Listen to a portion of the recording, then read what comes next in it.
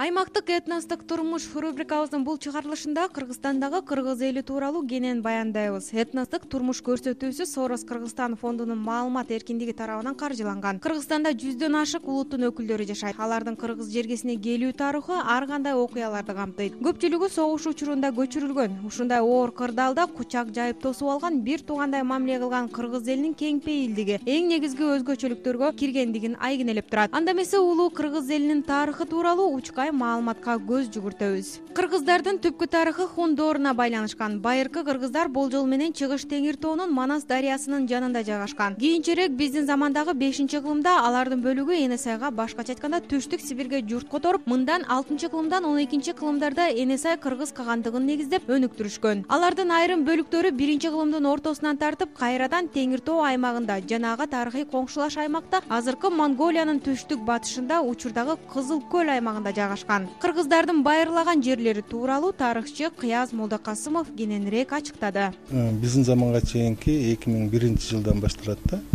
Но ошол мезгилде эле бул жерде ар кайсы элдердин жашаганына дагы биз мындай күбө болобуз. Өзгөчө археологиялык мындай эстеликтерди каза келгенде бул жерде сактардын, усундардын, кийинки түрктөрдүн, монголдордун, кийин калмактардын, ушул көптөгөн элдердин жанагы бейиттеринен ар кандай археологиялык буюмдар чыгат да. Ошон үчүн бул жерде Кыргызстанда бир эле кыргыздар эмес, бул жерде көптөгөн элдер жашап өткөндүгүн бул тарых тастыктап турат.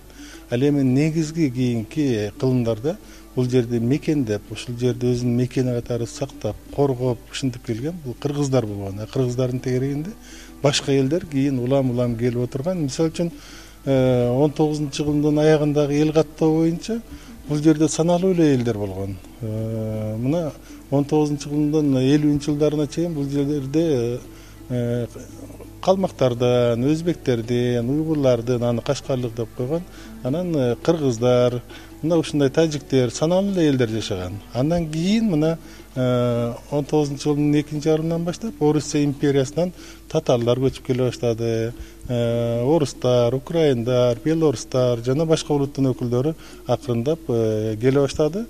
Негизги жоопкерчилик, негизги мамлекетти курган эл бул кыргыздар. Ошон үчүн кыргыздардын тегерегинде кийинки мына советтик мезгилде бул жерде 80ден ашуун, 100ден ашуун улуттар жашаган учурлар болду. Санжыра боюнча кыргыздар 40 уруудан куралган. Ошондуктан алар 40 уурулуу эл деп аталган. Этнолог жана тилчи Гүлзура Жумакунованын баамында кыргыз сөзү 40 сөзүнөн жана көптүк бирдимдикти туюнтуучу ыз курама мүчө сөзүнөн куралган. Кыргыздардын тарыхы негизинен 3 мезгилге бөлүнөт. Байыркы кыргыздар алгач Теңир тоо, андан соң ага кошумча Түштүк Сибир, Алтай, Ички Азия аймактарында мекендеген. Орто кылымдагы кыргыздарга Энесай кыргыздары, Теңир тоо кыргыздары, Байыркы Азия кыргыздары, Манчжурия, Монголия, Алтайдагы кыргыздар жана Сибир кыргыздары кирет. Кийинки кыргыздарга Теңир тоо же Ала тоодогу кыргыздар, Манчжуриядагы Фүйүй үйөзүндө жана жалпы Манчжуриядагы байырлаган кыргыздар жана башка кыргыз топтору кирет. Кыяз Молдокасымов белгилегендей, элдин маданияты, үрп-адаты, каада-салты алардын эң негизги өзгөчөлүктөрүн түзөт. Ошондуктан кайсы гана доордо болбосун кыргыз эли намыска бекем, сөзгө чебер, тарыхты унутпаган, санжыраны катырган, кол өнөрчүлүк сапаттарга ээ болгондуктан мамлекеттүүлүгүн татыктуу сактап калган. Анын ичинде кыргыздардын турмуш тиричилигине, көчүп конууга абдан ыңгайлуу болгон боз үйү, анын ичиндеги буюм тайымдар бүгүнкү күнгө чейин дүйнө жүзүн таң калтырып келет. Биринчиден бул кыргыздар жоокер эл болгон. Аны танбашыбыз керек. Негизинен жоокерлиги менен ушундай бир бул Кудайдын сүйгөн жери, өзгөчө бир кооз жерин ээлеп калганы бул кыргыздын жоокерлиги десек болот. Кыргыздар мындай принцип менен жашаган. Баатыры миң, башчысы бир деп. Азыр эми анын тескерисинче башчысы миң, баатыры бир болуп атпайбызбы? Баатыр деген бул кыргызда жанакындай өзүнүн убадасына бекем турган, ар намыстуу, эки сөздүү эмес, жоо келсе туруп коркпостон барып алардын сазайын берген, өзгөчө бир баатырлык касиеттерге ээ болгон да. Ал эми башчысы болсо ошол миңдей баатырлардын баарын башын кошуп турган, акылман, даанышман, таза, эл үчүн мындай бир таза кызмат кылган, өзгөчө бир тарыхый жараянда өзгөчө орунду ээлеген өзгөчө эл болгон, өзгөчө инсан болгон. Мен мына даанышмандардын же тарыхый инсандардын көпчүлүгүнүн мындай тарыхын изилдеп жүрөм. Ошолордун сапатын бир карасам бүт баардыгы эле ошондой да. бир элине жамандык жасаган, бир азыркыдай кээде элине жамандык жасагандар чыгып атпайбы? Андай эч убакта болгон эмес. Анан дагы кыргыздын ушунчалык бир сакталып калышына, аз эл болсо дагы ушундай бир жерди сактап мамлекеттүүлүккө ээ болушуна кыргыздын бул ички дүйнөсү, жан дүйнөсү, маданияты өтө бийик эл болгон. Кыргыздын маданияты, же болбосо мына макал лакаптарын айтып атпайбызбы? Же болбосо Манас дастанын алалы, же болбосо ошондой бир кыргыздын өзүнүн нукура ички адат салты, маданияты башка элдерге караганда да өтө өзгөчөлүгү менен айырмаланып турган. Мына булардын баардыгы кыргыз элинин баягы сакталып калышына түздөн түз түрткү болгон. Эгерде биз кыргыздыгыбызды жоготуп койсок, маданиятыбызга көп маани бербесек, маданият аркылуу, руханий дүйнө аркылуу биз өзүбүздүн ишеничибизди бекемдебесек, анда биз эртең тарыхыбызды жоготуп коебуз. Бул мамлекетти сактап турган, мамлекетти андан ары өнүктүрүп турган, мамлекеттеги ошол жашаган улутту пассионаризм деп коет, улам булам өнүктүрүп алдыга умтултуп турган бул маданият, руханий байлык. Мына ошолор менен ар дайым кыргыздар жана күч алып турган, улам булам баягы кырылган сайын кайра күч алып, душмандарына каршы беттешип, өзүнүн мекенин, жерин ушундай коргоп келген. Мына ошондой сапаттан бүгүнкү күндө кыргыздар эмнегедир кичине оолактап атабыз. Кыргыздын ошондой сапаттары эмнегедир азайып бара жатат. Кыргыздын чыныгы даанышман карыялары кыргызды түз жолго багыштап, өзүнүн түз кеңештерин эл башчысына дагы түз айтып келген. Ал эми бүгүнкү күндө биз эл башчысынын тегерегинде кошоматчылык менен алектенип туруп, болгон нерсени болбогон деп, болбогон нерсени болду деп, кошоматчылык менен, жалган айтуу менен, жагалдануу менен өзүбүздүн кыргыздык улуу руханий байлыгыбызды, рухубузду жоготуп бара жатабыз. Ушулардын баардыгы кыргызды сактап, ушул жерде жашап калганыбызга, ушундай мамлекеттүүлүккө ээ болгонубузга ушундай бир улуу сапаттар, өзгөчө бир орунду ээлеген да тарыхта. Кыргыздардын улуттук кийимдеринде, буюмдарында ар түрдүү оймолор тартылган. Аны бүгүнкү күндө заманбап стилде дагы колдонуп келебиз. Оймо чиймелерди тартууда дагы өтө кылдат мамиле кылуу зарыл. Анткени ар бир оймо өзүнчө бир маанини билдирет. Ошондуктан учурда бул тармакта иштеген адистер тарыхты билген адамдардан маалымат алып тартканы оң. Кайсы оймо эмнени түшүндүрөт, кайсы оймо кайсыл жактан эмнени жараткан. Мына ушул оймо аркылуу, мисалы үчүн биз мына жакын Иркутскке барсак, ушул тиги ал жердеги айрым бир улуттар дагы, элдер дагы мына биздин ушул саймабызды өзүнүн баягы эмесинде пайдаланып жүрүшөт да.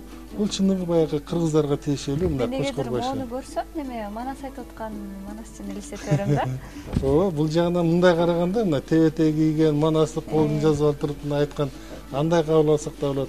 Кыргыздын баягы ой туюмун билдирген өзгөчө бир мындай сайма оймолор да. Кыргыздын мына түндүккө, түштүккө, чыгышка, батышка каратып туруп бириктирген мына Кошкор башы өзүнчө бир. Шаар сыртында атайын кыргыздардын тарыхын чагылдырган Супара комплексинде боз үйдөн тартып, анын ичиндеги жасалгалар, буюм, тайымдар жана тамак ашты даярдоо окмаларынан бери көрсөтүлгөн жайы бар. Чыгармачыл топ имаратты аралап жүрүп, көптөгөн кызыктуу нерселерге күбө болдук.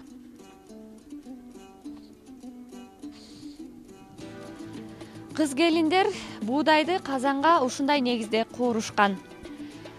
Кыргыз эли көчмөн турмушта жашагандыктан боз үйдүн ичинде ар дайым мырзаларга жана айымдарга тиешелүү өздөрүнүн жабдыктары болгон. Мисалга алсак, кыз келиндердин эң негизги жабдыгынын бири бул чанач. Чаначка кымыздарды жасап, ошондой эле мырзаларга тиешелүү ар кандай буюмдары өзүнчө боз үйдүн тиешелүү жеринде илинип турган. Кыргыз эли байыртадан ат жабдыктарын ноогундай ээр токундар менен жасап келсе, ал эми заман алмашкан сайын жаңыланып, улам ээр токундагы алмашып бара жаткан кездери. Азыркы учурда мынакей мынтип жаңы ээр токунга жетип бара жаткан учуру. Мынакей байыртадан ушинтип кыргыз элибиз, ата бабаларыбыз ушул жаргылчак менен буудайын унга айлантып, нан жасап, токош жасап келишкен. Кыргыз эли азыркыдай казан аяк колдон элек кезинде тамак ашты кантип бышырган деген суроолор туулат. Бул суроого жоопту оңой эле таптык. Аталган этнокомплексте тамак аш бышырган таш мангалга күбө болдук. Бул тууралуу этнокомплекстин конок менеджери Алина Абдраимова айтып берди. Бышкан убакыты 1,5 саат. 1,5 сааттын ичинде бышат.